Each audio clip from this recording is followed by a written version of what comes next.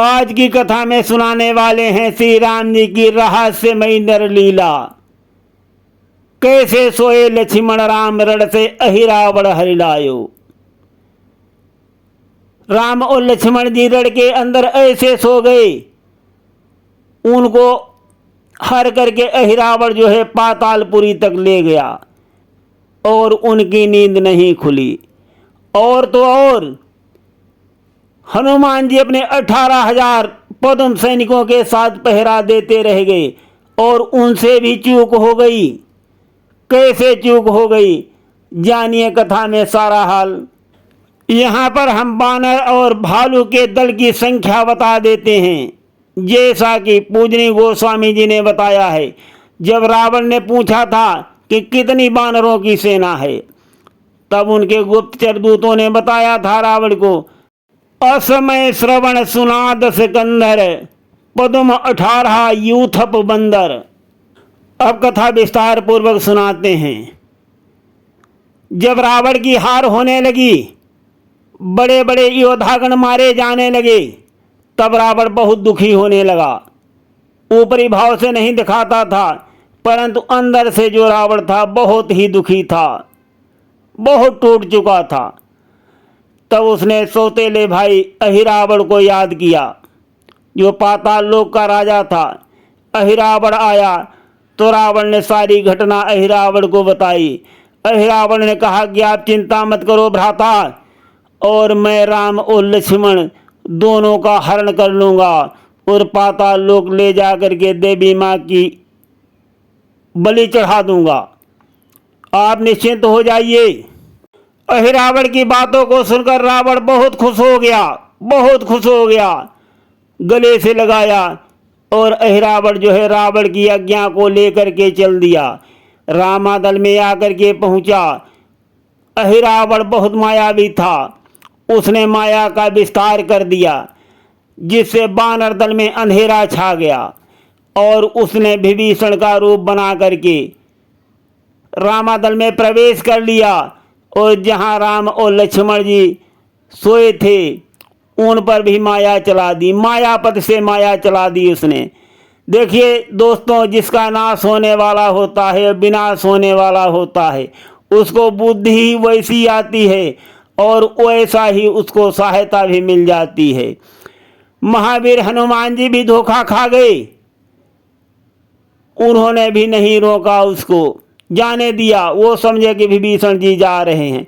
वो विभीषण के रूप में आया था रामादल में, और वो राम और लक्ष्मण जी का हरण करके पाताल लोक को चला गया, ले गया दोनों लोगों को। अब यहाँ प्रातःकाल जब बानर दल में राम और लक्ष्मण जी को नहीं देखा गया तो हाहाकार मच गया। सब रोने चिल्लाने लगे, कहने लगे कि अब क्या होगा, कैसे क्या होगा। तब श्री पवन पुत्र जी ने विभीषण जी से कहा कि जब एक रात में तूफान आया था, उस समय मैं गणना कर रहा था और तब मैंने आपको प्रभु के कक्ष की ओर जाते देखा था। हनुमान जी की बात को सुनकर विभीषण जी चौंक उठे, बोले क्या कहा, मुझे जाते देखा था? अरे मैं तो प्रभु के चरणों में ही सोया था, और पवन पुत्र जी आपने धोखा खाया है।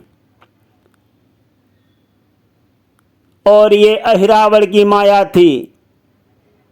अहिरावण अपनी माया में सफल हो गया और वो पाताल लोक का राजा है, वही श्री राम जी को, लक्ष्मण जी को चुरा करके ले गया। बानर दल बहुत चिंतित है, विचार कर रहा है अब क्या होगा, अब क्या हो सकता है। फिर सबकी नजरें जो हैं हनुमान जी की तरफ गईं।